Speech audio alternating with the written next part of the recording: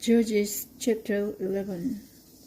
Jephthah the Gileadite was a mighty warrior. His father was Gilead, his mother was a prostitute.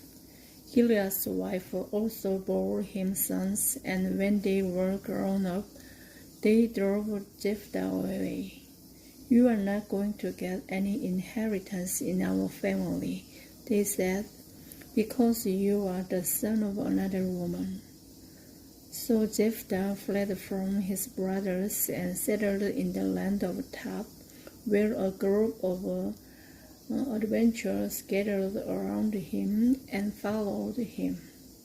Sometime later, when the Ammonites made war on Israel, the elders of Gilead went to get Jephthah from the land of Tob. "Come," they said, "be our commander, so we can fight the Ammonites."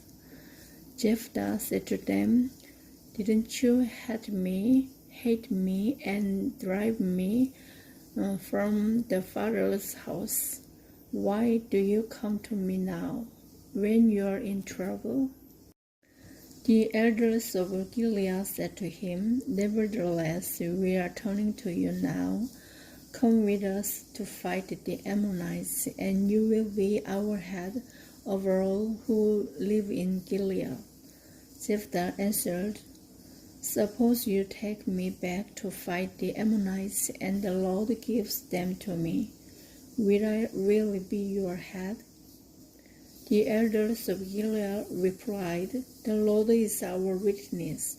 We will certainly do as you say." So Jephthah went with the elders of Gilead, and the people made him head and commander over them, and he repeated all his words before the Lord in Mizpah. Then Jephthah sent messengers to the Ammonite king with the question, "What do you have against that you have attacked our country?" The king of the Ammonites answered Jephthah's messengers, "When Israel came up out of Egypt, they took away my land from the Arnon to the Jabbok, all the way to the Jordan. Now give it back peaceably." Jephthah sent back messengers to the Ammonite king, saying, "This is what Jephthah says. Israel did not take the land of Moab or the land of the Ammonites. But when they came up out of Egypt, Israel went through the desert to the Red Sea and on to Kadesh.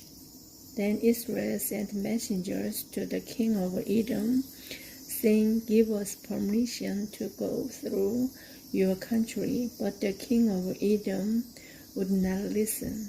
They sent also to the king of Moab, and he refused. So Israel stayed at Kadesh.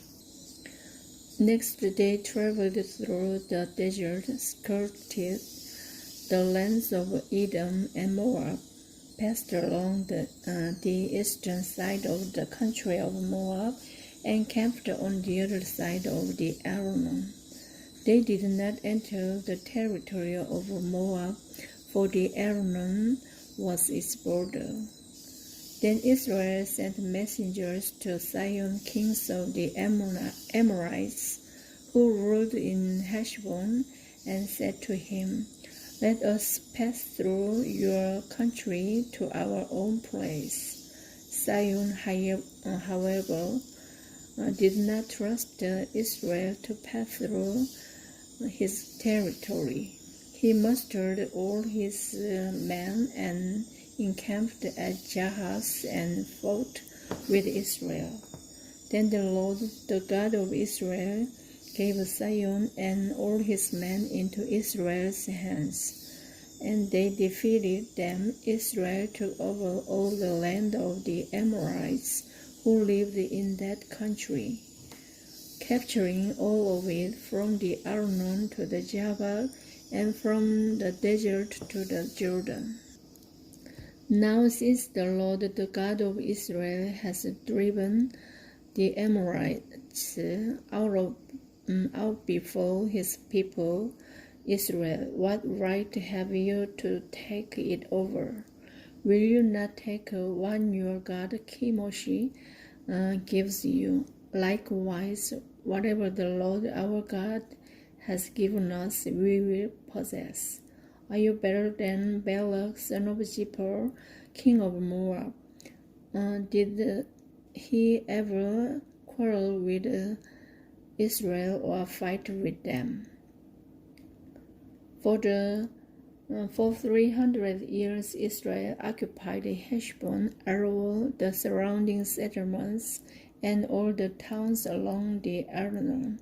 Why didn't you retake them during that time?